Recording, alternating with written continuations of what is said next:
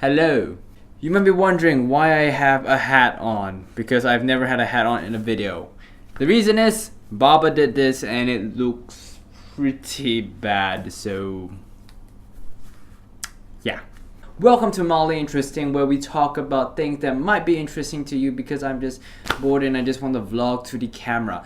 So today we're going to talk about MacBook chargers and my little story involving them. So let me get this off the bat. I love the Apple MagSafe charger. Why? Because it's magnetic, connects to your computer very easily. You can pull it out without dragging the whole laptop with you. It has that cute little light on it that will tell you if it's charged or it's in the middle of the charging. And in general, it looks really nice. And it functions really well, at least for a year. I have had so many MacBook chargers fail on me. Be it something like a frailing cable, which one of my MacBook chargers died to that, or at the other end, like the power brick end, which happened to one of my power adapters. It was to the point where it literally could probably start a house fire if you just plugged it in. Or things like when you plug it in, it doesn't work, then you take it out and you plug it in on the other side, and then maybe it works, maybe not.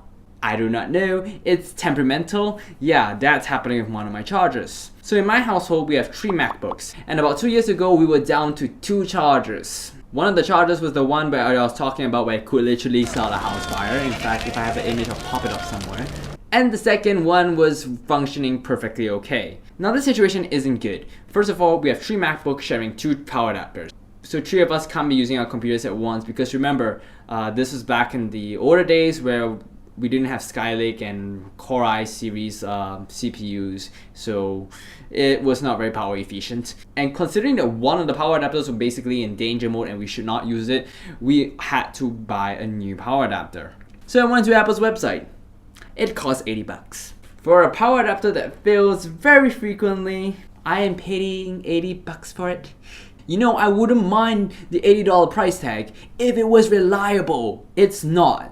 And it's not just me. It's because if you look at Apple's website, the ratings for that is 1.5 stars out of 5 on Apple's official website. So of course I thought, hey, I'm not gonna pay $80 for it. I'm gonna get one from a third party. So I went to Taobao, which is basically China's eBay. I typed in like MagSafe power adapter, and up came a bunch of results with the average price being about 100 yuan, which is around 18 US dollars, I guess. So I was like, oh sweet, let's save some money. Buy the third party one and just use it. Nothing will go wrong, everything is right.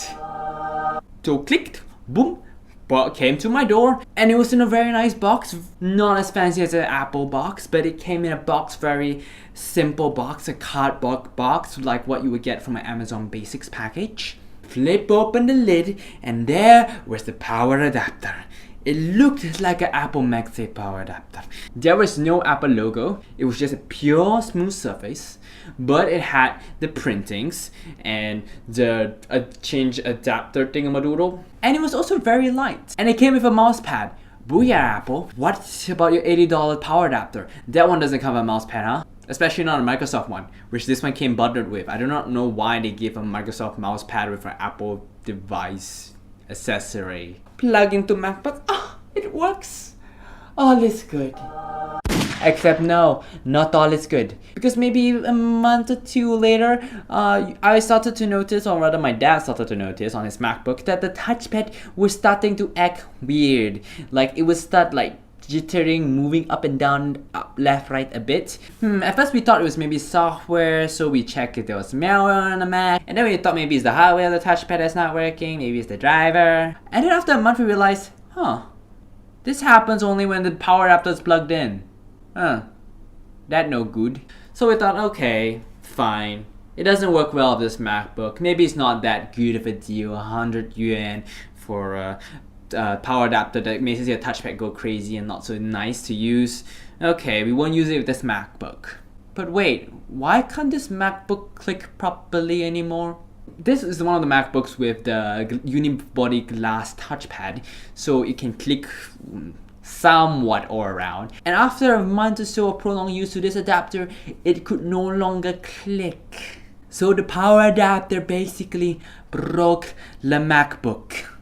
To reiterate, it still works. You could still tap to click and whatnot. but it was still a hard lesson you learned. And that lesson, which I'm telling you guys now because I hope you guys don't make the same mistake, is that you do not buy third-party or cheap power adapters. And after doing some research, this applies to every single power adapter in your house. Be it like a power supply for your PC, USB chargers, or power adapters for like laptops and such. Not worth the risk, don't do it. If you're gonna buy a third party, make sure you get it from a reputable source. So even with a free Microsoft mousepad, that wasn't worth it.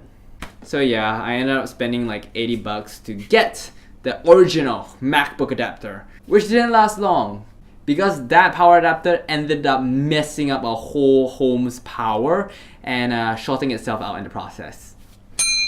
But that's a story for another day. I hope you enjoyed this little vlog of some sort. If you guys want more videos like this, hit the subscribe button down below. It will notify you when I release a new video for free. Yeah, so you should just totally click it. And share this with your friends so your friends do not make the same mistake that I did, which was buy cheapo third-party power adapters. I'm gonna go now because it's hot, because I have no fan. And as much as this covers my horrible hairdo, it makes me even hotter. So thank you guys so much for watching, and I'll see you guys later.